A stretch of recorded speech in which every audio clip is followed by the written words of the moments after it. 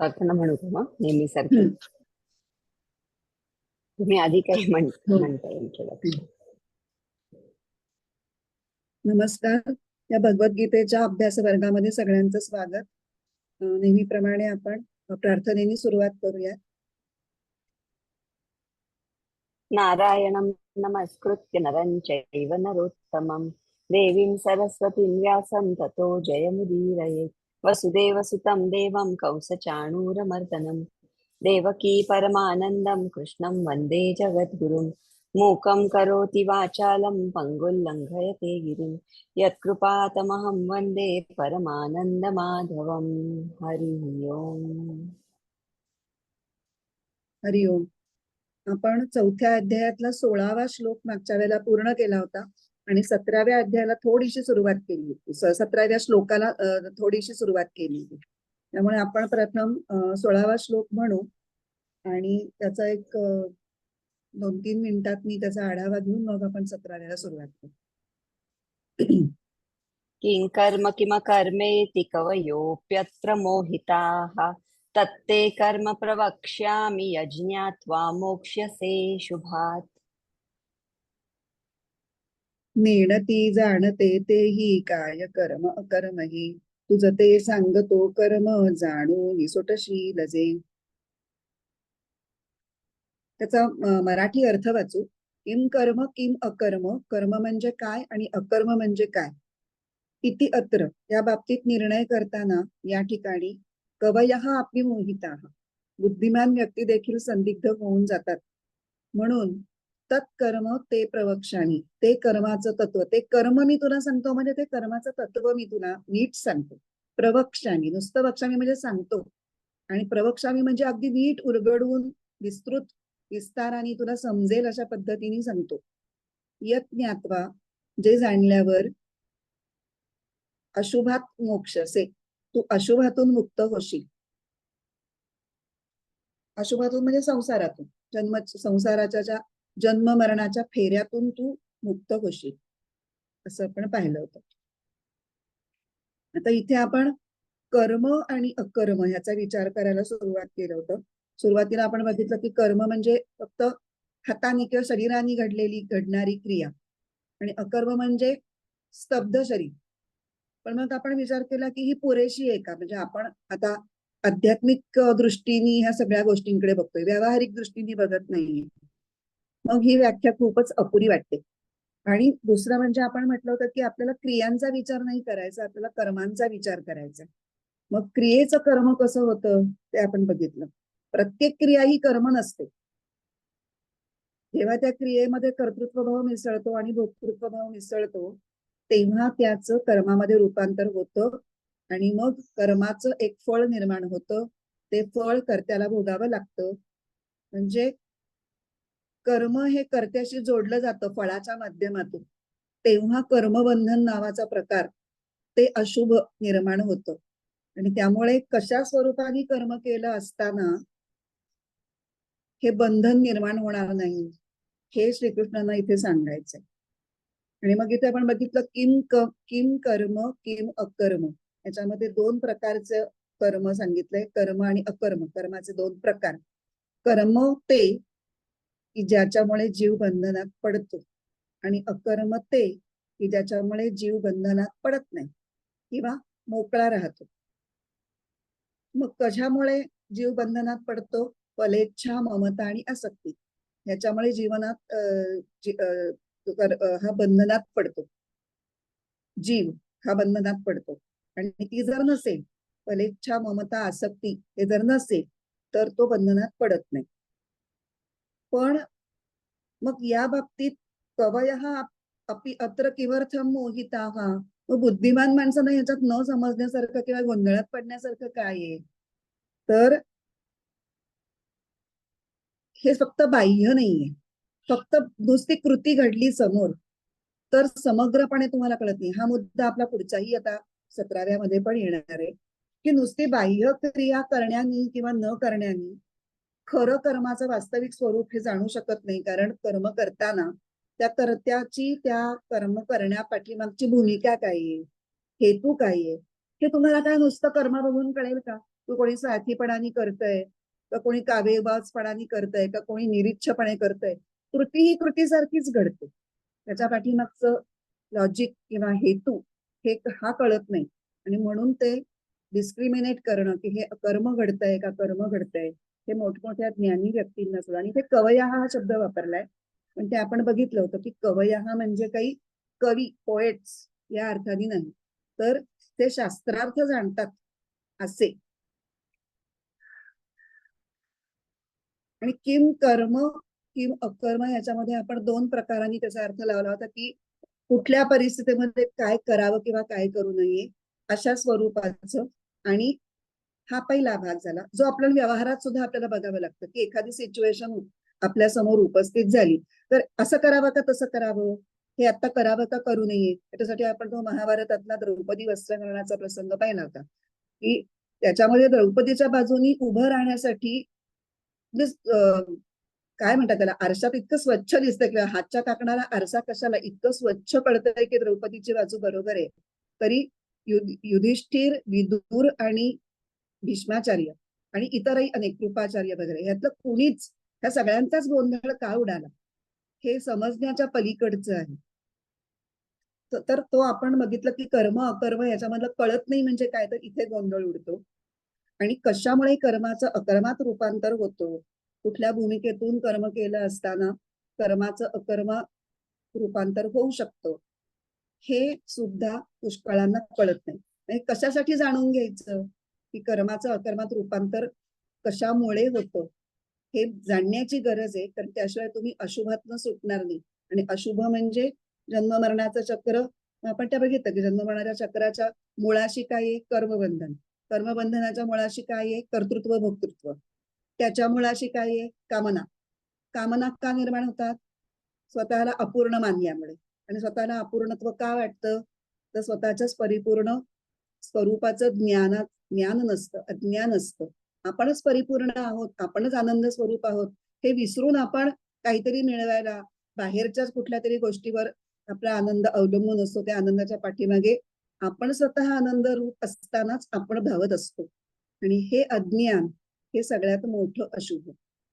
हे आपली आता पाठीमागच्या श्लोकाची पूर्वपीठिका झाली. आता आपण 17वा श्लोक बघूया.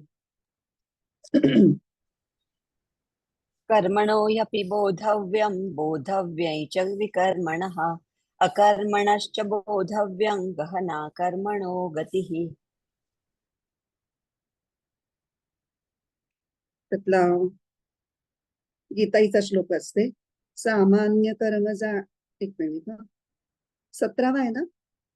हा, सामान्य कर्म जाणावे विकर्म ही विशेषजे अकर्म तेही जाणावे कर्माचे तत्व खोल हे. कर्मणः बोद्धव्यम. आता इथे तत्व हा शब्द कुठेही वापरलेला नाहीये, पण तो गेल्या श्लोकातनं आपण रेफरन्सनी घ्यायचा आणि तो इथे घालायचा. कर्मणः तत्वम बोद्धव्यम, कर्माचं तत्व जाणलं पाहिजे. विकर्मणः अपि तत्वम बोद्धव्यम, विकर्माचं तत्व सुद्धा जाणलं पाहिजे. च म्हणजे आणि अकर्मणः तत्वम अपि बोद्धव्यम, कर्माचं तत्व पण जाणलं पाहिजे. कारण कर्माची गती गहन आहे. हे सगळं जाणण्याचं कारण काय, तर कर्म हे कळायला खूप कठीण आहे, म्हणून त्याचा नीट अभ्यास केला पाहिजे, नीट समजून घेतलं पाहिजे. तर आता इथे आपण कर्म का बघतो, कर्म का समजून घ्यायला पाहिजे. आपण पहिला तुकडा वगैरे सुरुवात केला होता, कर्मणः तत्वम बोद्धव्यम. कारण जीवन म्हणजेच कर्म. कारण कर्म हा जीवनाचा पाया आहे. जोपर्यंत आपण जीवन जगत आहोत तोपर्यंत आपल्याला निष्क्रियता शक्यच नाही, ती परवडण्यासारखीही नाही.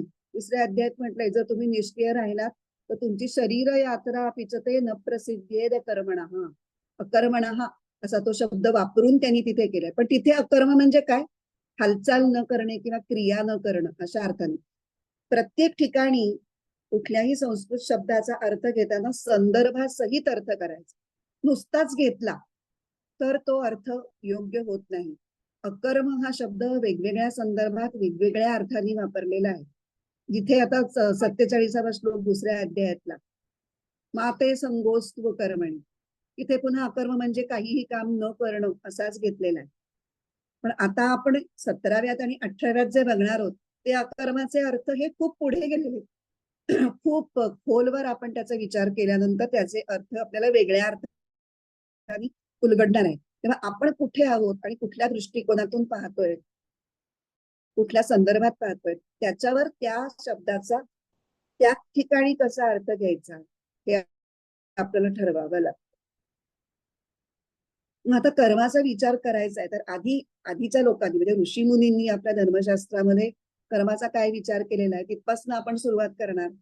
मग ऋषींनी कर्माचं साधारणपणे 2 प्रकारात वर्गीकरण केलेलं आहे. एक विधायक आणि दुसरं विघातक.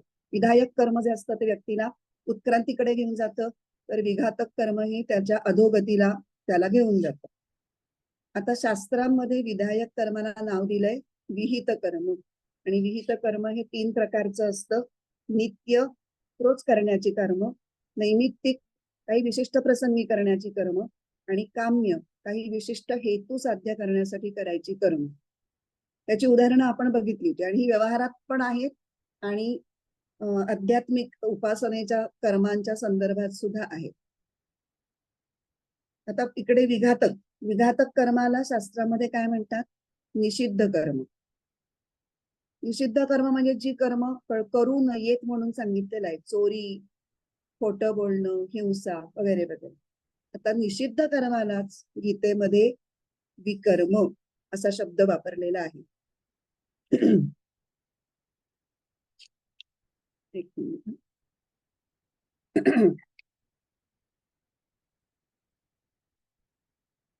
आणि कर्माचा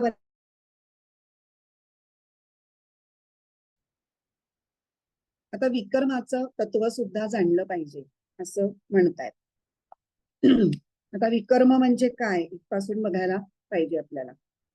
तर शंकराचार्यांच्या भाष्याप्रमाणे विहित कर्म जे नाही, विहित नसलेलं, विहितचा एक अर्थ कल्याणकारी असा पण आहे बरं का. जे कल्याणकारी नसलेलं अयोग्य शास्त्रात निषिद्ध म्हणून सांगितलेलं जे कर्म ते म्हणजे विकर्म. तसंच ज्ञान प्राप्तीसाठी जे कर्म विपरीत परिणाम करणार असेल ते सुद्धा विकर्मच म्हणायला पाहिजे. आणि विनोबा भाव्यांनी अजून एक विकर्माचा वेगळाच अर्थ लागला, टोटली वेगळा अर्थ लावलाय. विशेष मन ओतून केलेलं कर्म म्हणजे विकर्म असं ते म्हणतात. आता पुष्कळ लोक हे बरोबर का ते बरोबर ह्या वादात पडतात. पण आपण जर बघितलं तर हे सगळेच 3ही अर्थ जवळीत आहे. निषिद्ध कर्म, ज्ञानाला विपरीत कर्म आणि मन ओतून केलेलं विशेष कर्म. हे 3ही जरी अर्थ आपण स्वीकारायचे ठरवले तरी काहीच बिघडत नाही. कारण त्या 3ही याच्यामधून मुख्य त्याच्यामध्ये 3 गोष्टी आपल्याला लक्षात ठेवायच्यात विकर्माच्या बाबतीत. त्या कुठल्या? तर एकतर योग्य कर्म करावं, ते मन ओतून करावं आणि ईश्वर प्राप्तीच्या किंवा ज्ञानप्राप्तीच्या विपरीत काही परिणाम होईल अशा पद्धतीने कर्म करू नये. एवढं आपण लक्षात ठेवलं तर शंकराचार्य असं म्हणतात, तर विनोबा भावे असं म्हणतात, ह्या वादामध्ये आपल्याला पडण्याचं कारण नाही. माधवानंद फार गंमतशीर म्हणतात, त्याच्यावर त्यांनी कॉमेंट खूप छान केली की शंकराचार्य समजा म्हणत असतील की शास्त्राला निषिद्ध असं कर्म करू नये, तर विनोबा भावे काय त्याला आक्षेप घेणार आहेत का? किंवा विनोबा भावे जर म्हणत असतील की अगदी मन ओतून कर्म करणं म्हणजे विकर्म, तर ह्याच्यात आक्षेप घ्यायचं शंकराचार्यांना तरी काहीच कारण नाही. ते जरी समोरासमोर अगदी उपस्थित असते तरी त्यांनी एकमेकांची मतं ही ग्राह्यच धरली असती. मग आपण कशाला वितंडवाद करायचा? त्याच्यातनं आपल्याला जे शिकायचंय ते आपण शिकूयात आणि वितंडवाद करण्याचा विकर्म आपण करायला नको. आपल्याला 3ही मतं मान्य आहेत, त्याच्यातनं आपल्याला जे समजायचे ते आपण समजून घ्यायचं. आता प्रश्न असा येतो की विकर्म का समजून घ्यायचं? कर्म समजून घ्यायचं बरोबर, तर मग विकर्म का समजून घ्यायचं? तर जसं कुठलं कर्म करायचं, कुणी करायचं, कधी करायचं, कसं करायचं, का करायचं, हे जसं समजायला हवं तसं त्याच्या अपोजिट पण सगळे प्रश्न आपल्याला समजायलाच हवेत. कुणी करायचं नाही, कधी करायचं नाही, का करायचं नाही, कसं करायचं नाही, हे सुद्धा समजायलाच पाहिजे ना. अगदी व्यवहारात सुद्धा कर्म करणं आणि कर्म न करणं, काही गोष्टी करायच्या आणि काही नाही गोष्टी करायच्या, त्याला आपण सामान्य व्यवहारात dos and don'ts, both are equally important. तसं आहे. आणि त्याचं तारतम्य आपल्याला त्या क्षणी त्या क्षणी ठरवायला लागतं की या सिच्युएशन मध्ये मी आता काय करू आणि काय नको करू, हे ठरवायला लागतं. मग परमार्थात तर हे जास्तच लक्षपूर्वक करावं लागतं. कारण काय आहे की परमार्थामध्ये साधन सामुग्रीचा पण अपव्यय, साधन सामुग्रीच्या अपव्ययापेक्षा वेळ आणि शक्तीचा जो खर्च आहे, अपव्यय, चुकीचा वापर हा होता कामा नये. त्याच्यामध्ये वेळ शक्ती खर्च होते, विनाकारण वाया जाते. कारण सूक्ष्म असं परमतत्व अनुभवायला येण्यासाठी आपण परमार्थ करतोय, तर आपण जे काही कर्म करतोय त्या कर्माचा योग्य परिणाम साधला जातोय का? काय आहे कर्माचा योग्य परिणाम? अंतःकरण शुद्धी ती पुरेशा गतीने, पुरेशा योग्य दिशेने होतीये का, होत नाही? आपले सत्वगुण वाढीला लागतोय का नाही? रजोगुण आणि तमोगुण कमी होत आहेत का नाही? ह्याच्याकडे आपलं लक्ष असलं पाहिजे. कर्म करताना किंवा कर्म टाळताना आपल्याला व्यवस्थित जाण पाहिजे की कुठलं करायचंय आणि कुठलं सोडायचंय. विकर्माबद्दल अजून एक मुद्दा आहे जो स्वामी रामसुखदास यांनी मांडलेला आहे. ते म्हणतात, त्याच्यासाठी आपण थोडस 3ऱ्या अध्यायात 36 आणि 37व्या श्लोकाचा रेफरन्स घेणार आहोत. 36व्या श्लोकामध्ये अर्जुनाचा प्रश्न आहे, अथ केन प्रयुक्तोयम पापम चरति पुरुषः अनिच्छन्नपि वार्ष्णेय बलादिव नियोजितः. बरोबर ना? 36वा श्लोक तोच आहे ना? की कशामुळे हे सगळं धर्मशास्त्र माहिती असून सुद्धा पुरुषाच्या हातून पाप घडतं, जणू काही त्याला बळजबरीनं कोणीतरी पापाकडे ढकलतंय, अशा पद्धतीने सगळं जाणून सगळं ज्ञान असून सुद्धा त्याच्या हातून पाप कसं घडतं, तो पाप करायला कसा काय प्रवृत्त होतो. त्याच्यावर भगवंतांनी उत्तर काय दिलं होतं? काम एष क्रोध एष रजोगुण समुद्भव महाशनो महापाप्मा विद्येन निहवैरिणम. सगळ्याच्या मुळाशी कामच आहे. म्हणजे कामना ही माणसाला पापाकडे प्रवृत्त करते. म्हणून विकर्म होण्यासाठी मूलभूत कारण काय आहे तर कामना. आणि म्हणून विकर्माचं तत्व काय असेल तर कामना. कामना म्हणा, आसक्ती म्हणा, असं जे आहे. त्यामुळे विकर्माला तत्वतः जाणणं, विकर्मण हा तत्वम बोद्धव्यम असं म्हटलंय ना. मग विकर्माला तत्वतः जाणणं म्हणजे विकर्माचा स्वरूपतः त्याग करणं, म्हणजेच त्याचं कारण असलेल्या कामनेचा पूर्णपणे त्याग करणं. हे विकर्माचं तत्व जाणण्यापाठीमागचं मूळ हेतू आहे. कामना कमी करायला पाहिजे, ही गोष्ट आपल्याला कळायला हवी. आता पुढे काय आहे? 2 पहिले तुकडे झाले आपले. कर्मणः तत्वं बोद्धव्यम, विकर्मणः तत्वं बोद्धव्यम. आता 3ऱ्या चरणापर्यंत आपण आलो. अकर्मणः च तत्वं बोद्धव्यम. अकर्म म्हणजे काय हे समजून घ्यायला पाहिजे. आता इथे पुन्हा अकर्म म्हणजे विहित कर्म थांबवणं किंवा त्याचा त्याग करणं हा अर्थ गीतेला अभिप्रेत नाही. उलट गीता त्याचा कसा निषेध करते ते आपण यापूर्वी 2-3दा बघितलेला आहे. माते संगः अस्तु अकर्मणी. कर्माचं फळ सोडायचंय म्हणजे कर्मच, फळ नसेल मिळत तर कर्मच करायचं नाहीये, ही भूमिका गीतेला अजिबात मान्य नाही. कारण कर्म करण्यानी किंवा कर्म न करण्यानी मुळात अकर्म होत नाही. आसक्ती आणि अहंकार ज्या कर्माच्या पाठीमागे असतो म्हणजे हेतू म्हणून, तिथे कर्म होतं. आणि जेव्हा आसक्ती आणि अहंकार नसतो तेव्हा त्या कर्माचं अकर्म होतं. कारण मग त्या कर्माचं फळ निर्माण होत नाही, त्या फलाविषयी आसक्ती नसते, त्यामुळे त्या कर्माचा अंतःकरणावरती लेप लागत आणि त्यामुळे ते करूनही न केल्यासारखं होतं. ज्ञानेश्वर महाराजांनी अनेक ठिकाणी म्हणजे ह्याच्या आधीच्या श्लोकातही आपण बघितले आणि पुढच्याही श्लोकामधल्या ओव्यांमध्ये अकर्म हा शब्द न वापरता त्यांनी नैष्कर्म्य हा शब्द वापरलेला आहे, जो अधिक क्लॅरिटी देतो आपल्याला की नैष्कर्म्य ही एक अशी अवस्था आहे की जी ज्ञानपूर्ण आहे आणि कर्मकृतार्थ स्थितीतल्या व्यक्तीची ही अवस्था आहे. कर्मकृतार्थ म्हणजे काय? ज्यांनी आपल्याला नेमून दिलेलं किंवा विहित कर्म त्यांनी जे करणं अपेक्षित आहे ते यथायोग्य वेळी यथायोग्य प्रकारे करून तो मोकळा झालेला, तो नंतर थांबलाय ते करून. आधीच कर्म करत असताना त्यांनी टाकून दिलंय किंवा सुरूच केलं नाहीये. ह्यातल्या दोन्ही त्यांनी केलेलं नाहीये.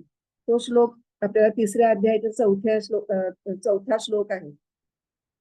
न कर्मणा मनारंभान नैष्कर्म्यम पुरुषोष्णुते न च संन्यसनादेव सिद्धीं समधिगच्छति. कर्माला मी आरंभच केला नाही, मग मी नैष्कर्म्यापर्यंत पोचीन का? किंवा मी कर्म सोडूनच दिलं तर मी नैष्कर्म्यापर्यंत पोचीन का? नाही. नैष्कर्म्य ही वेगळीच अवस्था आहे. ती योग्य कर्म योग्य वेळी करून त्याच्यातनं पुढे गेल्यानंतर कर्म करूनही तुम्ही कर्मबंधन निर्माण होणार नाही अशा स्वरूपाचं जेव्हा कर्म कराल तेव्हा तुम्ही नैष्कर्म्य अवस्थेला पोचाल. ही त्याच्यातली ज्ञानबाची मेघ ज्याला म्हणतात ती आहे. आता इथे बोद्धव्यम हा शब्द किती वेळेला वापरलाय? 3 वेळेला वापरलाय. जेव्हा एखादी गोष्ट त्रिवार सांगतात तेव्हा ती खूप ठासून सांगण्याचा एक हेतू असतो.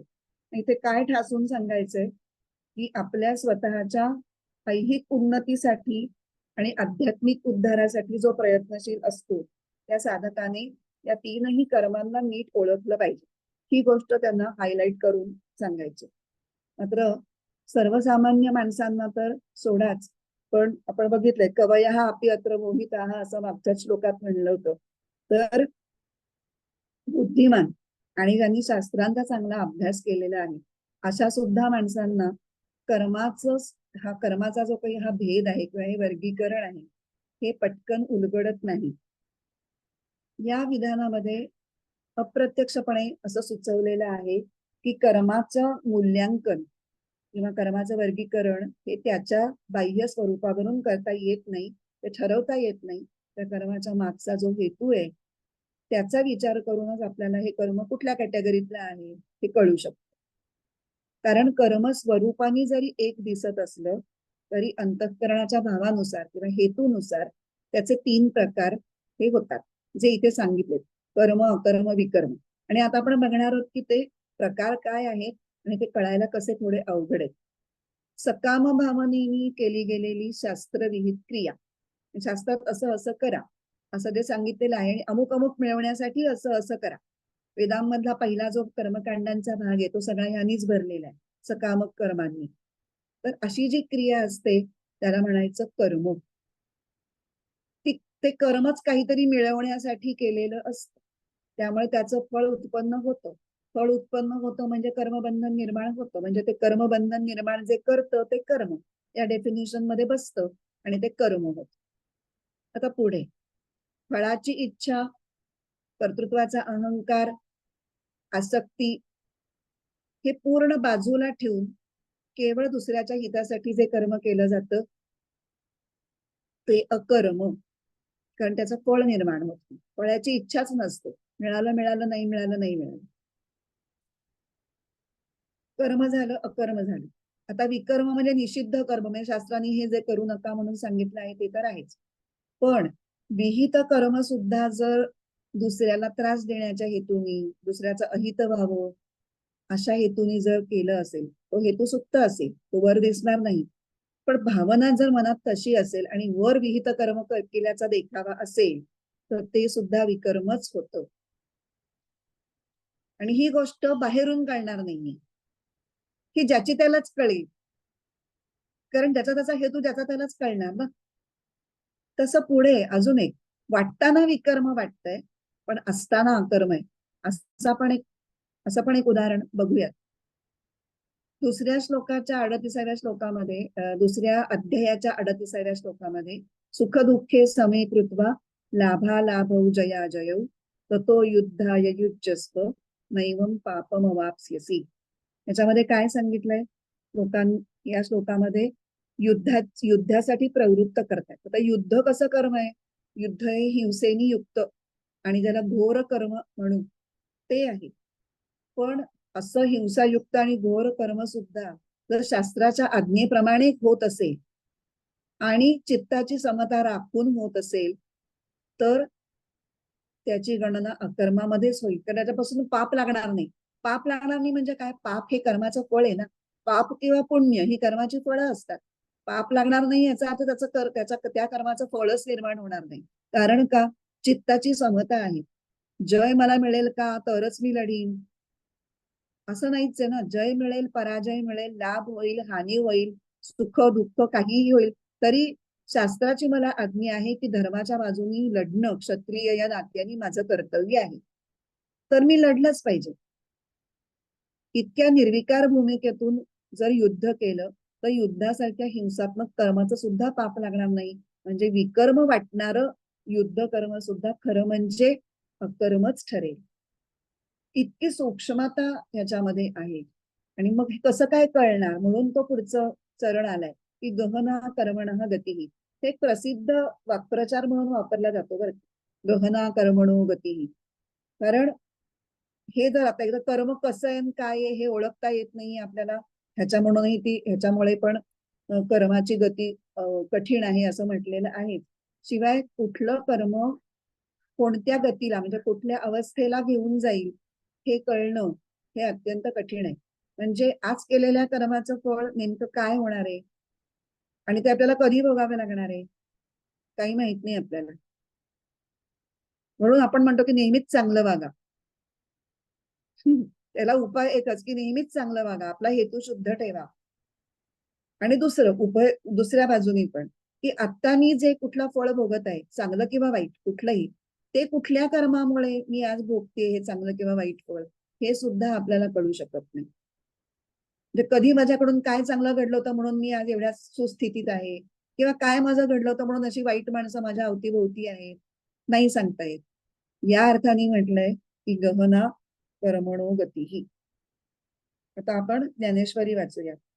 ज्ञानेश्वरीच्या ओव्या 89 ते 92.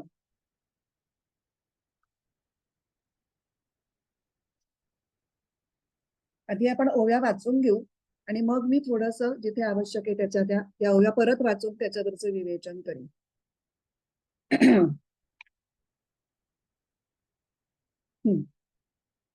तरी कर्म म्हणजे स्वभावे, जेणे विश्वाकारू संभवे, ते सम्यक आधी जाणावे लागे येथ. ज्याच्यासह हे विश्व साहजिकच संभवते ते कर्म म्हणावे. ते सहज कर्म अगोदरच नीटपणे केलेच पाहिजे. ही ओवी खूप महत्वाची आहे आणि खूप वेगळ्या अंगाने ज्ञानेश्वरांनी याच्यावर विवेचन केले किंवा विचार मांडलेले. मग वर्णाश्रमासी उचित, जे विशेष कर्म विहित, तेही ओळखावे निश्चित उपयोगेसी. नंतर आपल्या वर्णाश्रमाला योग्य असे जे आपले विशेष शास्त्रोक्त कर्म, ते विहित कर्मही त्याच्या उपयोगासह नीट समजून घ्यावे. पाठी जे निषिद्ध म्हणिते, तेही बुझावे स्वरूपे, येतुलेनी काही न गुंफे आपैसेची. आणि मग ज्या कर्माचा निषेध केला आहे ते कर्मही नीट जाणावे. असे केले म्हणजे आपण गोंधळून जाणार नाही. एरवी जग हे कर्माधीन, ऐसी याची व्याप्ती गहन, परी ते असो आईके चिन्ह प्राप्तांचे गा. वास्तविक जग हे कर्माने व्यापलेलेच आहे, तेव्हा कर्माचा व्याप एवढा प्रचंड आहे, पण मी प्रसंगापुरतेच त्याच्या लक्षणाचे विवेचन करत आहे. आता आपण ह्याच्यातल्या एक 3-4 ओव्या बघूयात ज्या आपल्याला थोड्या विवेचनाच्या दृष्टीने महत्वाच्या आहेत. कळायला थोड्या अवघड काही वेगळा विचार मांडलाय ज्ञानेश्वरांनी. 89, 90 आणि 91 अशा 3 आपण ओव्या बघणार आहोत थोड्याशा डिटेलमध्ये. 89वी ओवी आधी वाचते पुन्हा एकदा.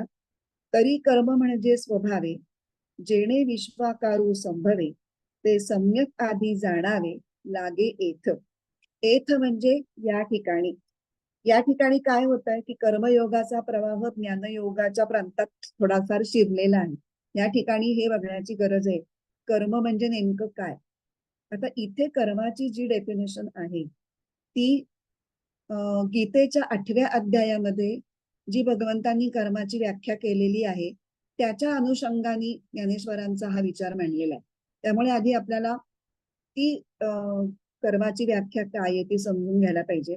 8व्या अध्यायातला 3रा श्लोकामध्ये 2री ओळ जी आहे, भूत भावोद्भव करो विसर्ग कर्म संज्ञितः. भूत भाव, भूत म्हणजे भूत मात्र, जे काही निर्माण झालं आहे सृष्टीमधलं त्या सगळ्याचा समावेश भूत या शब्दामध्ये होतो. त्या भूतांचा भाव म्हणजे अस्तित्व, आणि त्यांचा उद्भव म्हणजे त्यांची निर्मिती, हे ज्याच्यामुळे घडतं. भूत भाव उद्भव करहा. कशामुळे घडतं? तर प्रकृतीच्या कडून जी सृष्टीची निर्मिती प्रक्रिया घडते त्याला सृष्टी व्यापार असं म्हणतात. भूत मात्रांची निर्मिती, पालन, आणि इथे संहार म्हटलेलं नाहीये, पण ते ओघानीच येतं. फक्त भाव आणि उद्भव असे दोनच शब्द वापरले. उद्भव म्हणजे निर्मिती आणि भाव म्हणजे स्थिती, म्हणजे प्रतिपा. त्यांचं पालन केल्याशिवाय ते राहू शकणार नाही, की त्यांचं अस्तित्व जपलं जाऊ शकणार नाही. तर हा जो सृष्टी व्यापार आहे त्याला कर्म असं म्हणतात. आणि म्हणून त्याच्या अनुषंगाने ज्ञानेश्वर महाराजांनी काय म्हणले? स्वभावे. कर्म म्हणजे स्वभावे जेणे विश्वाकारू संभवे. स्वभावे म्हणजे प्रकृतीच्या अंगाने हा विश्वाकार निर्माण होतो आणि त्याला कर्म म्हणतात. पुढे आपण थोडं एक्सप्लेनेशन बघू, पण आपल्याला आतापर्यंत आपण कर्माचा सिद्धांत तर बघितलेलाच आहे, बरोबर? कर्माचा सिद्धांत काय सांगतो? की या जन्मीच्या कर्माची जी काही फळं या जन्मी आपण भोगू शकत नाही, ती भोगण्यासाठी आपल्याला पुढचा जन्म येतो, किंवा ज्या आपल्या इच्छा अतृप्त असतात त्या वासनांच्या स्वरूपात स्टोअर केल्या जातात आपल्या कारण शरीरामध्ये. आणि सूक्ष्म शरीर आणि कारण शरीर हे स्थूल शरीराला सोडून पुढे जातात. आणि जेव्हा योग्य परिस्थिती आणि योग्य शरीर, कशासाठी योग्य? त्या वासना पूर्ण होण्यासाठी, ती फळं भोगण्यासाठी योग्य असं शरीर जेव्हा उपलब्ध होतं जीवाला, म्हणजे त्या सूक्ष्म शरीराला, तेव्हा तो जन्म घेतो. आपला पुढचा जन्म कुठला असणार आहे आपल्याला माहिती नाही. मागचा कुठला होता ते माहिती नाही. आज मी मनुष्य जन्मात आहे म्हणजे मागच्या जन्मीही मनुष्यच असेल, नाही सांगता येत.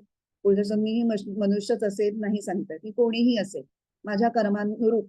माझी जर फार तामसी कृत्य माझ्या हातून जास्त घडली असतील तर मला तामसी योनी मिळेल. याच्यामध्ये मग पशु पक्ष्यांच्या जन्माला मी येईन, किंवा काही दगड बनेन, किंवा झाड बनेन, काही बनेन. म्हणजे ह्याच्यावरनं हे लक्षात येतं की जी वस्तू म्हणजे ती हलणारी असेल किंवा न हलणारी असेल, सजीव किंवा निर्जीव वाटणारी असेल, त्या सगळ्या वस्तू, चर अचर, विश्वातले प्रत्येक जो घटक आहे त्यांनी जो आकार घेतलाय तो त्याच्या पूर्वीच्या कुठल्या तरी जन्मामधल्या कर्माशी संबंधित आहे. म्हणजे विश्वाकारू संभवे. जेव्हा विश्वातल्या प्रत्येक गोष्टीचा जो आकार आलाय तो त्याच्या स्वभावातून आलाय. म्हणजे त्यांनी जी पूर्वी कर्म केली होती त्याच्यामुळे त्याचं जे त्रिगुणांचं कॉम्बिनेशन निर्माण झालंय तो आहे तामसी का राजसी, किंवा काय तामसी प्लस राजसी आणि सात्विक खूप कमी, किंवा जे काही असेल ते त्यानुरूप त्याला योनी मिळणार आहे, त्यानुरूप त्याला शरीर मिळणार आहे. म्हणून कर्म म्हणजे स्वभावे जेथे विश्वाकारू संभवे. आणि हे सगळं कोण करतंय? विश्व निर्माण करण्याचं काम कोणाचं आहे? तर ते प्रकृतीच आहे. विश्व निर्माण करणाऱ्या प्रकृतीचं कर्म आहे हे इथे सम्यक आधी जाणारे. ते आधी नीट समजून घ्या. ते का समजून घ्यायचंय? तर आपणही सगळे त्या विश्वाचाच एक घटक होत ना. त्यामुळे तिथं जे घडणार आहे त्या विश्वात जो रूल अप्लाय होतोय तो डायरेक्टली आपल्याला ऍप्लिकेबल आहे. त्यामुळे ते आपल्याला समजून घ्यायला पाहिजे. आणि जरी संभव आहे असं एवढंच म्हटलं असलं तरी संभव म्हणजे निर्माण करणं, तरी निर्मिती, पालन आणि लय हे तीनही गोष्टी त्यांनी सूचित केलेल्या आहेत असंच धरायला लागतात. मग प्रकृती काय फक्त निर्माण करते का? नाही, प्रकृती निर्माण करते, पालन करते आणि संहारही करते. आणि सम्यक म्हणजे सर्वतोपरी. मग सर्वतोपरी काय जाणायचंय? की ही सगळी कर्म, ही सगळी वैश्विक कर्म जर प्रकृती करतीये आणि मी त्या विश्वातला घटक आहे, तर वैयक्तिक कर्म फक्त मी स्वतंत्रपणे करीन हे आधी पॉसिबल आहे का? थोडा विचार केला तर आपल्याला कळेल की नाहीच आहे. आपल्याला वाटतं की मी करतो, पण आपण श्लोक शिकलेला आहे. 4थ्या अध्यायाचा सगळा पाया 3ऱ्या अध्यायात भरला गेलेला आहे. प्रकृते क्रियमाणानी गुणै कर्माणी सर्वशः. प्रकृतीच्या गुणांमुळे आपल्याकडनं कामं घडतात. अहंकार विमूढात्मा कर्ताहमिति मन्यते. विमूढ असलेला माणूस म्हणतो की मीच करताय, मीच केलं, मला तसं वाटलं, मी असं ठरवलं, मी असं प्लॅनिंग केलं, मी असं कोऑर्डिनेशन केलं, बघा मी कसा. हे सगळं पोकळ आहे, हे सगळं मिथ्या आहे. तुम्हाला वाटतं तो भ्रम आहे तुमचा. प्रत्यक्षात फार थोड्या गोष्टी तुमच्या हातात आहेत, जवळपास नाहीच आहेत. असल्याच तर फार थोड्या आहेत. बाकी सगळं प्रकृतीच्या गुणांचा सगळा खेळ चालू आहे. त्यामुळे हे जर आपण समजून घेतलं तर आपली स्वतःची कर्म अशी काही वेगळी नाहीच आहे, की प्रकृतीच्या कर्मामध्ये सगळी समाविष्टच आहेत. त्यामुळे हे सगळं प्रकृतीच करते आहे, हे जर समजून घेतलं तर कर्माचं कर्तृत्व माझं नाही हे समजायला पटायला आपल्याला सोपं जाईल. म्हणून हे सम्यक जाणून घ्या. सम्यक हा जो शब्द वापरलाय ना, ते सर्व प्रकृतीचं कार्य आहे हे आधी मान्य करायला किंवा जाणायला हवं. आता परत एकदा ओवी वाचते, आता ती समजेल बघा तुम्ही. तरी कर्म म्हणजे स्वभावे, जेणे विश्वाकारू संभवे, ते सम्यक आधी जाणावे लागे येथ. कर्म म्हणजे काय हे सांगितलंय. आता पुढे विकर्माकडे आता विवेचन सुरू झालं. 9वी ओवी वाचते. मग वर्णाश्रमासी उचित, जे विशेष कर्म विहित, तेही ओळखावे निश्चित उपयोगेसी. आता विश्वाकार निर्माण करणारी आणि चालवणारी जी प्रकृती आहे ती प्रत्येक व्यक्तीच्या ठिकाणी 2 प्रकारे अभिव्यक्त होते. कुठल्या कुठल्या? एक म्हणजे शरीर प्रकृती. पहिलं तुम्हाला शरीर मिळतं आणि दुसरं शरीरामध्ये अंतःकरण. सूक्ष्म शरीर तुमचं स्थूल शरीर चालवतं. त्या स्थूल शरीराची काही एक प्रकृती असते. तुम्ही जाड असाल, बारीक असाल, तुमची कफ प्रकृती असेल, वात प्रकृती असेल, अशा स्वरूपाचं. आणि दुसरं म्हणजे अंतःकरण. आणि त्या अंतःकरणाची सुद्धा प्रत्येकाची एक विशिष्ट ठेवण असते. ते आपण बघितलं होतं. चातुर्वर्ण्यम मया सृष्टम गुणकर्म विभागशः. ह्या श्लोकाच्या दरम्यान आपण याची सखोल चर्चा केली होती. मग ही अंतःकरणाची ठेवण जी असेल तो तुमचा वर्ण. आता आपण याच्यातला एक एक शब्द समजून घेतो ना. वर्ण आणि आश्रम. वर्ण म्हणजे कशावर ठरणार आहे? तुमच्या अंतःकरणाच्या ठेवणीवर ठरणार आहे. आणि आश्रम कशावर ठरणार आहे? तर तुम्ही तुमच्या जीवनाच्या कुठल्या टप्प्यात आहात त्याच्यावर तुम्ही तुमचा आश्रम कुठला आहे ते ठरणार आहे. तर तुम्ही 16 वर्षाच्या खाली असाल तर तुमचा ब्रह्मचारी आश्रम असेल. 16 ते 30-40 पर्यंत असाल तर तुमचा गृहस्थाश्रम असेल. 40 ते 50-55 पर्यंत तुमचा वानप्रस्थाश्रम असेल. त्याच्या पुढे संन्यासाश्रम असेल. तर तुमचा वर्ण आणि तुमचा आश्रम ह्या दोन्हीला धरून उचित अशी कर्माची प्रेरणा आपल्याला साहजिकच असते. त्याचं एक फार छान उदाहरण माधवानंदांनी दिलंय, की समजा आपण माणसाच्या अंतःकरणाची ठेवण ही ज्ञानाला अनुकूल आहे. म्हणून मग तो काय करेल तर विद्येच्या मागे लागेल. वेगवेगळ्या विद्या ग्रहण करण्याचा त्याला छंद असेल. पण तो आता कुठल्या वयात आहे तर तो 85 क्रॉस केलेला आहे त्यांनी. 85 ते 90 या घरामध्ये जर तो आता व्याकरण शिकायला बसला तर ते त्याचं उचित कर्म होईल का? त्यांनी काय म्हणलंय? वर्णाश्रमासी उचित. ह्याच्यावरच घडलेली शंकराचार्यांच्या जीवनातली घटना. त्याच्यावरून त्यांनी पुढे भजगोविंदम सारखं सुंदर स्तोत्र लिहिलं. ते असे घाटावरून स्नान करून निघाले तर त्यांनी घाटावर एक म्हातारा अत्यंत जरा जर्जर झालेला वृद्ध माणूस काहीतरी पाठ करतोय, धुतोय असं दिसलं. म्हणून त्यांनी नीट लक्ष देऊन ऐकायचा प्रयत्न केला. तो पाणिनीची व्याकरण सूत्र भोकत बसला होता. ते म्हणले त्यांना राहवलं नाही, कारण ते कनवाळू होत ना. संत हे खूप कृपाळू असतात. त्यांनी त्या वृद्धाला जाऊन सांगितलं की अरे बाबा, आता ही पाणिनीची व्याकरण सूत्र पाठ करून तुझं काय भलं होणार आहे? भज गोविंदम भज गोविंदम गोविंदम भज मूढ मते, संप्राप्ते सन्निहिते काले, नाही नाही रक्षती डुक्कुरई करणे. डुक्कुरई करणे हे पाणिनीचं एक सूत्र आहे. आता ही असली क्लिष्ट सूत्र वाचून तुझं काय भलं होणार आहे? तुझं आता अर्धी लाकडं मसणात गेलेली आहेत. आता तू जरा तुझ्या आत्मकल्याणासाठी काहीतरी कर, म्हणजे परमार्थ कर, परमेश्वराचं भजन कर, की जेणेकरून तुझे पाप कमी होतील, तुझं अंतःकरण शुद्ध होईल, तुझा अंतकाळ चांगला जाईल, ह्याची चिंता कर तू आता. म्हणून वर्णाश्रमाचे उचित असं म्हणतो की तारतम्य पाहिजे. आपली अंतःकरणाची ठेवण आहे म्हणून तुम्ही काय करत बसाल, कुठल्या वयात काय करत बसाल, ह्याचं पण तारतम्य हवं ना. म्हणून ते विशेष म्हटलंय. जे विशिष्ट कर्म जे तुम्ही व्यवस्थित समजून उमजून हाती घेतलेलं आहे त्याचं तेही ओळखावे निश्चित. ते तुम्ही ओळखलं पाहिजे.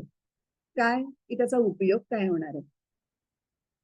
85 ते 90 मध्ये मी काहीतरी शिकत बसलो, भौतिक विद्या शिकून माझं कल्याण होणार आहे का अध्यात्म विद्या शिकून किंवा भक्तीच्या मार्गाला जाऊन माझं कल्याण होणार आहे. म्हणजे मी जे काही करीन त्याचा पुढे माझं पुढचं आयुष्य कसं जाण्यासाठी किंवा पुढच्या जन्मासाठी मी काय शिदोरी गोळा करीन या दृष्टीने काय उपयोग होईल ह्याचा विचार करायला पाहिजे असं ज्ञानेश्वर म्हणते. आता परत एकदा ही ओवी वाचते. हे सगळं अर्थ समजून घेतल्यानंतर ही ओवी शांतपणे वाचू. मग वर्णाश्रमासी उचित जे विशेष कर्म विहित तेही ओळखावे निश्चित उपयोगेची. त्याचा उपयोग जाणून ते कर्म तुम्ही करा. आता 91वी ओवी सोपी आहे. पाठी जे निषिद्ध म्हणते तेही बुझावे स्वरूपे येतुलेनी काही न कुंठे पैसेची. पाठी म्हणजे नंतर, म्हणजे वरच्या ओवीत सांगितलं 90व्या श्लोकीत जे ओवीत जे सांगितलं की योग्य कर्म समजून उमजून करा. त्यानंतर काय करा. निषिद्ध म्हणजे जे कर्म करू नये असं सांगितलं आहे त्याचे स्वरूप पण बुझावे म्हणजे समजून घ्यावे. कारण काय करावं बरोबर काय करू नये हे पण समजून घेतलं की अपैसेची म्हणजे आपोआपच येतुलेनी काही न गुंफे म्हणजे तुमचा गुंता होणार नाही. तुम्हाला स्पष्ट असेल हे करावं हे करू नये हे क्लॅरिटी तुम्हाला येईल आणि मग तुमचा गोंधळ उडणार नाही. आता मूळ श्लोकामध्ये जो विकर्म शब्द वापरलाय त्या विकर्माचा अर्थ काही जण विशेष असा घेतात आणि काही जण निषिद्ध कर्म असा घेतात. आता ज्ञानेश्वरांनी काय केलंय 90 आणि 91 90व्यामध्ये विशेष हा शब्द वापरलाय 91व्या ओवीमध्ये निषिद्ध हा शब्द वापरलाय. परत मगाशी आपण म्हणलं तसंच दोन्हीही अर्थांनी विकर्म हा शब्द आपण लावून घेतला तरी तो योग्यच आहे. हा अर्थ जास्त बरोबर का तो कमी बरोबर या वादात पडायचं नाही.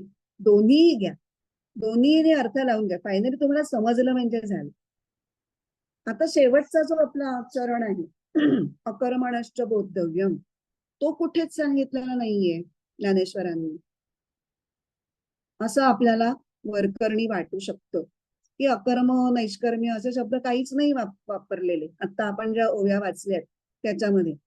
मग काय ज्ञानेश्वर विसरले का अकर्माबद्दल बोलायला? नाही, त्यांनी वस्तुतः पहिल्याच ओवीत ते सांगितलेलं आहे.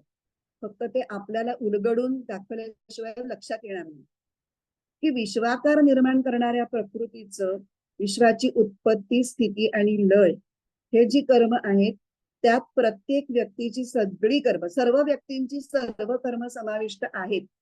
मग हे ज्याला कळलं मग कर्माचं कर्तृत्व येणारच नाही. तो कर्माचं कर्तृत्व प्रकृतीला देऊन टाकतो आणि हेच त्या व्यक्तीचं अकर्म आहे. कारण आपलं अकर्माची डेफिनेशनच ती आहे ना. कर्तृत्व भाव नसेल तर कर्माचं फळ निर्माण होणार नाही. जे कर्मबंधन निर्माण करत नाही ते अकर्म. त्यामुळे कर्तृत्वाचा अहंकार नाही फळाची इच्छा नाही ते अकर्म याच्यात निर्माण झालं. प्रकृतीच्या अंगाने जे होणार आहे ते होणार आहे, जे राहणार आहे ते राहणार आहे, मला काहीच नकोय, जे होईल ते मला चालतंय अशी त्याची भूमिका असल्यामुळे तो कायम अकर्मातच आहे. म्हणजे कर्म अकर्म आणि विकर्म ह्या तीनही गोष्टी त्यांनी त्या ज्ञानेश्वरीमध्ये सांगितल्यात. फक्त अकर्म वेगळेपणाने शब्द वापरून नाही सांगितलेलं, अंडरलाईन मिनिंग मधून आपल्याला ते समजून घ्यावं लागतं की एकाच ओवीत कर्म आणि अकर्म दोन्ही सांगितले. आणि कर्माचा पण खूप वेगळा अर्थ आपल्याला ज्ञानेश्वरांच्या विवेचनामध्ये पाहायला मिळालेला आहे. आता अश्विनी परत एकदा हा श्लोक वाचू आणि मग 18वा श्लोक वाचू. कर्मणो ह्यपि बोधव्यं बोधव्यै च विकर्मणः अकर्मणश्च बोधव्यं गहना कर्मणो गतिः. आता 18वा श्लोक. 18व्या श्लोकाची आपली सुरुवात करून देऊ आपण. कर्मण्यकर्म यः पश्येद कर्मणि च कर्म यः स बुद्धिमान् मनुष्येषु स युक्तः कृत्स्न कर्म कृत्. कर्मी अकर्म जो पाहे अकर्मी कर्म जो तसे तो बुद्धिमंत लोकात तो योगी कृतकृत्य तो.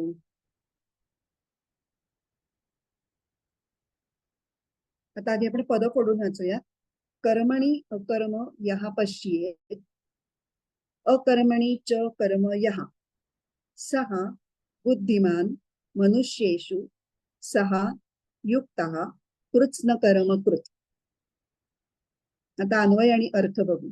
यः कर्मणी अकर्म पश्येत, जो कर्मात अकर्म पाहतो, च अकर्मणी कर्म पश्येत, आणि अकर्मात कर्म पाहतो, सहा मनुष्येषु बुद्धिमान, तो मनुष्यामधला बुद्धिमान होय.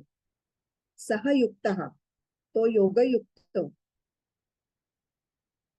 आणि सहा कृत्स्न कर्म कृत, तो सर्व कर्मे यथार्थतेने करणारा, म्हणजे कर्म कृतार्थ होय. परत एकदा नुसताच मराठी अर्थ वाचूया. तो आणि अकर्मात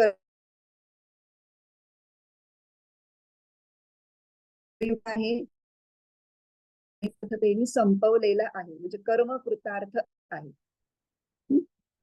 आता 17व्या श्लोकामध्ये कर्म, अकर्म आणि विकर्म या संज्ञा सांगितल्या, आणि ह्या संकल्पना चांगल्या प्रकारे समजून घ्याव्यात असं भगवंत त्यांनी ठासून 3 वेळा बोद्धव्यम बोद्धव्यम असं सांगून आपल्या मनावर ठसवलं. तर हे जाणणं म्हणजे बोध, आणि हा बोध ज्याला होतो तो बुद्धिमान. आणि असा बुद्धिमान कोण आहे ते ह्या 18व्या श्लोकात सांगतात. आता इथून 18 ते 23 ह्या श्लोकामध्ये ज्ञानी व्यक्तीची कर्मविषयक भूमिका किंवा अवस्था कशी असते हे सांगणारे हे श्लोक आहेत 18 ते 23. आणि या सब सब्जेक्ट मधला, सब टॉपिक मधला हा 18वा हा सुरुवातीचा श्लोक आहे. या श्लोकामध्ये थोडस कोड्यात पडल्यासारखं होतं ना.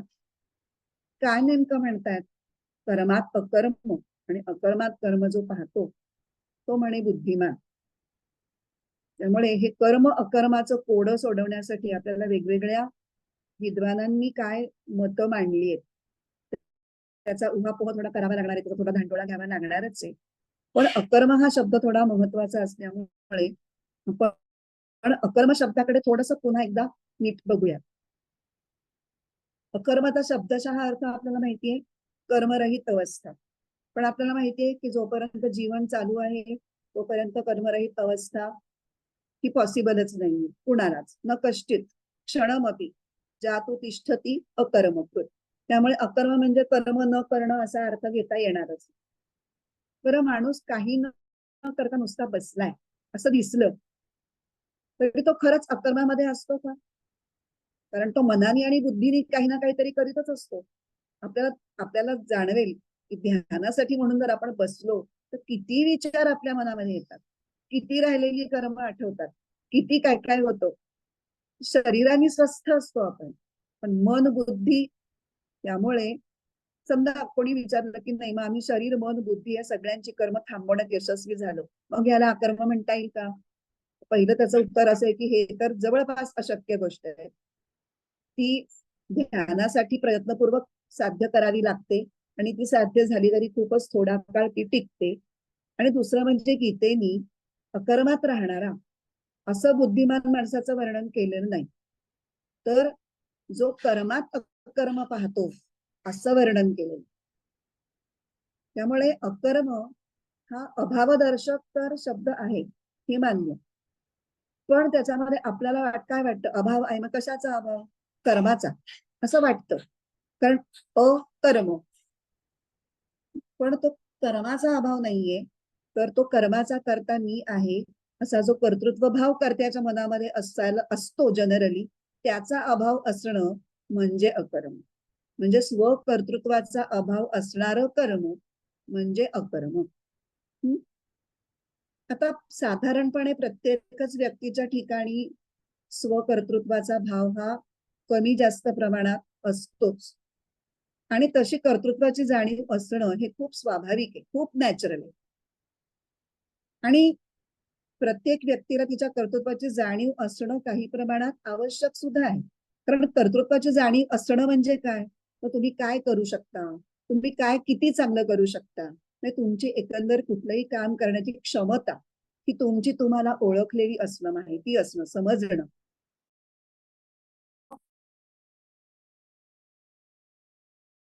शिवाय माणसाला व्हायचे कसे ते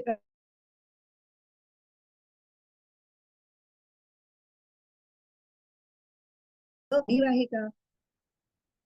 नाही. मग बाधक काय आहे? स्वकर्तृत्वाचा अहंकार आहे. मी केलं, मीपणा जो त्याच्याशी जोडला जातो तो बाधक आहे. मी हे करू शकते, हे बाधक नाहीये. थोडासा त्याच्यामध्ये फरक आहे.